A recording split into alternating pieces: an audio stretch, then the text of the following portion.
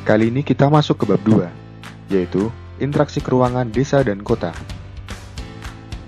Yang pertama, pengertian desa. Di sini terdapat pengertian desa menurut Undang-Undang Nomor 6 Tahun 2014, Bab 1, Pasal 1, dan menurut Bintarto.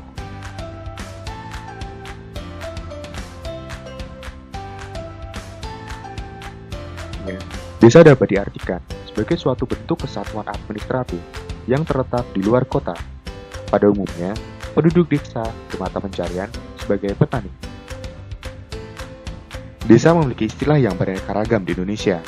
Di antaranya, di Aceh disebut sebagai gampong, di Tapanuli disebut huta, di Sumatera Barat disebut nagari, di Bali disebut banjar, dan di Sulawesi Selatan disebut wanus. Desa memiliki karakteristik tersendiri, seperti ciri, unsur, potensi, tipologi, dan struktur keuangan. Salah satu ciri khas wilayah pedesaan adalah didominasi oleh sektor pertanian. Ciri-ciri desa. Yang pertama, mata pencarian penduduk didominasi di sektor agraris atau sektor pertanian. Yang kedua, perbandingan lahan dengan jumlah penduduk yang besar. Yang ketiga, hubungan antara warga relatif akrab. Dan yang keempat, tradisi masih kuat. Unsur desa. Desa memiliki 3 unsur, yaitu daerah, penduduk, dan tata kelakuan. Yang pertama adalah daerah. Terdapat lahan produktif dan tidak produktif, beserta pemanfaatannya, termasuk juga lokasi, luas, dan batas yang merupakan lingkungan geografis setempat. Penduduk meliputi jumlah pertumbuhan, kepadatan, persebaran, dan mata pencarian penduduk desa setempat. Adalah tata kelakuan, berupa pola pergaulan masyarakat, adat istiadat, ikatan kekeluargaan, dan juga menyangkut seluk-beluk kehidupan masyarakat. Kemudian ada potensi desa. Potensi desa ada potensi fisik dan non-fisik. Potensi fisik terdiri dari tanah, air, iklim, flora dan fauna. Kemudian potensi non-fisik terdiri dari masyarakat desa, lembaga-lembaga sosial, dan aparatur atau pamong desa. Kemudian tipologi desa. Nah, tipologi desa merupakan fakta, karakteristik, dan kondisi nyata. Atau yang perlu digarisbawahi adalah perubahan atau perkembangan dan kemajuan desa. Jadi, secara sederhana, tipologi adalah perkembangan dan kemajuan desa.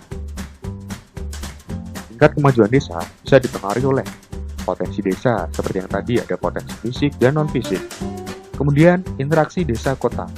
Jadi, seberapa sering desa dan kota berinteraksi, seberapa sering mereka melakukan hubungan timbal balik, itu juga dapat mempengaruhi kemajuan suatu desa. Dan yang terakhir adalah lokasi desa. Apakah lokasinya di tanah yang subur, atau di tanah yang gersang, atau lokasinya jauh dari perkotaan, atau dekat, itu juga bisa mempengaruhi dari kemajuan suatu desa. Berdasarkan tingkat pembangunan dan kemampuan mengembangkan potensi-potensi yang dimiliki, desa dibedakan menjadi desa swadaya, swakarya, dan swasembada. Desa swadaya yaitu desa yang memiliki ciri-ciri masyarakatnya masih terikat pada tradisi dan memiliki lembaga sosial sederhana. Jadi pada desa swadaya ini bisa dikategorikan sebagai desa yang tertinggal.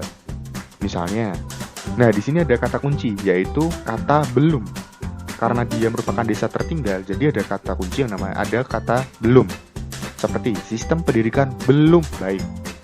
Belum ada sistem pemerintahan yang jelas. Listrik belum masuk desa. Jadi kata kuncinya adalah kata belum. Biasanya itu merupakan ciri dari desa swadaya atau desa yang tertinggal. Desa swakarya. Desa swakarya lebih berkembang daripada desa swadaya. Sudah ada pengaruh dari luar desa. Dan ada diversifikasi mata pencarian. Maksudnya, mata pencariannya bukan lagi hanya petani, tapi sudah mulai ada macam-macam mata pencarian seperti karyawan dan bekerja di toko-toko.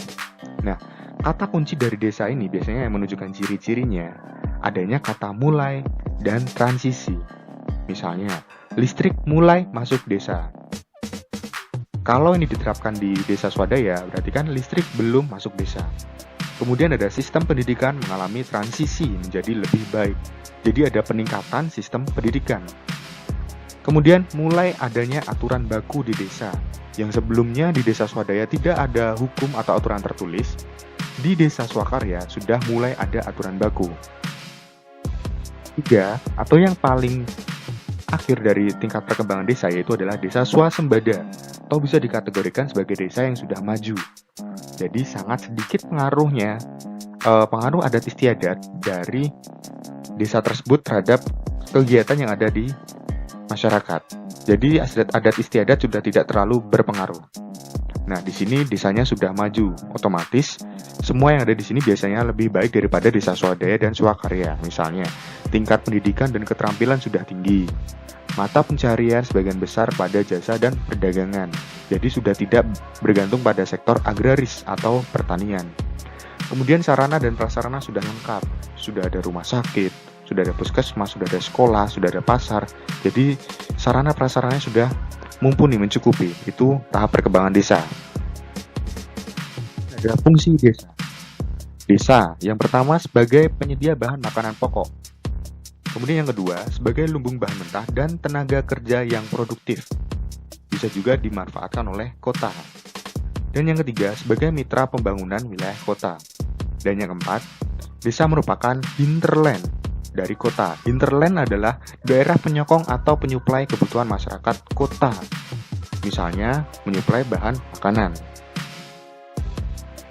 Struktur keruangan desa. Struktur keruangan desa merupakan penyusunan keruangan desa yang berkaitan dengan penggunaan lahan di desa tersebut. Atau bahasa sederhananya bisa dikategorikan pola desa. Ada 5 pola desa. Ada memanjang, memusat, melingkar, atau radial, menyebar, dan mengelompok. Yang pertama, desa berbentuk memanjang. Bisa ditemukan di daerah pesisir pantai, jalan raya, rel kereta api, dan di sepanjang sungai.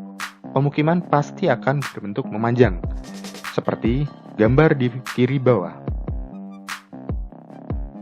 Desa yang terpusat biasanya terletak di daerah yang terdapat fasilitas publiknya. Misalnya di suatu lokasi tersebut terdapat sekolah, nanti di sekitarannya pasti akan ada desa yang tumbuh atau berkembang. Bisa itu sekolah, puskesmas, rumah sakit, atau kantor desa. Itu yang menjadi pusat suatu desa. Kelompok. Untuk mengelompok ini biasanya terdapat di dataran rendah dan juga di daerah pegunungan. Kenapa mereka mengelompok di dataran rendah? Karena di dataran rendah penduduk pasti akan mencari lahan yang subur dan mereka akan mengelompok di lahan yang subur tersebut untuk melakukan aktivitas pertanian. Sedangkan di daerah pegunungan mereka mengelompok untuk mendapatkan rasa aman karena di pegunungan masih jarang penduduk sehingga rasa aman sulit didapatkan. Keempat, yaitu bentuk desa radial. Bentuk ini melingkar. Jadi mengitari suatu objek.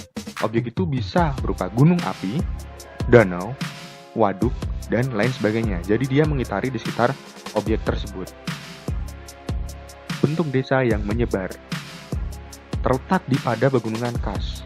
Jadi penduduk atau suatu desa akan menyebar di suatu titik lain. Kenapa di pegunungan Kars? Karena di pegunungan Kars, di sana sulit ada mata air. Jadi penduduk menyebar mencari mata air sebagai sumber kehidupan mereka.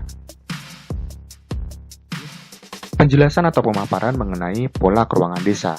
Dan untuk pertemuan minggu depan, kita akan membahas mengenai pola keruangan kota. Sekian dan terima kasih. Glory Geografi.